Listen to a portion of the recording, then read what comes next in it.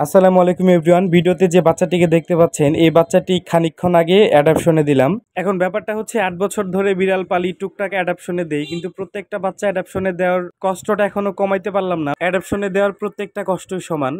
তো আসলে কিছু করার নাই, কারণ হচ্ছে আমি প্রায় ৮-১০ দিন যাবত রাস্তার কুকুরকে খাবার দেওয়া বন্ধ করে দিছি, কারণ আমার সামর্থ্যের মধ্যে নাই। তো এতগুলো বাচ্চা আসলে রেখে কুলাইতে পারি না। ব্যাপারটা খুব স্বাভাবিক। আমি যেহেতু কোনো আর্থিক সংস্থা থেকে কোনো প্রকার হেল্প নিই না, কারো কাছে আর্থিকভাবে সহযোগিতা নেই না, রাস্তার কুকুর বিড়ালের খাবার এবং হচ্ছে আমার পালিত বিড়ালগুলোর খাবার সম্পূর্ণ খরচটাই আমার পকেট থেকে যায়। বর্তমান সিচুয়েশনে আমার এতগুলো বাচ্চার খাবার ম্যানেজ করা আমার পক্ষে সম্ভব না। বাই দ্য ওয়ে, বাচ্চাটা ১০-১৫ দিন আমার কাছে ছিল এবং ভীষণ প্লেফুল একটি বাচ্চা। আর সবচেয়ে মজার ব্যাপার এবং বিরক্তিকর ব্যাপার হচ্ছে ও সারাক্ষণ কোলে থাকতে পছন্দ করতো। কোলে খেলবে, কোলে খাবে, এরকম একটা ব্যাপার। সে তো কোলেই ঘুমায় যেত। খুবই খারাপ লাগতেছে, আসলে কিছু করার নাই, দিয়ে দিলাম।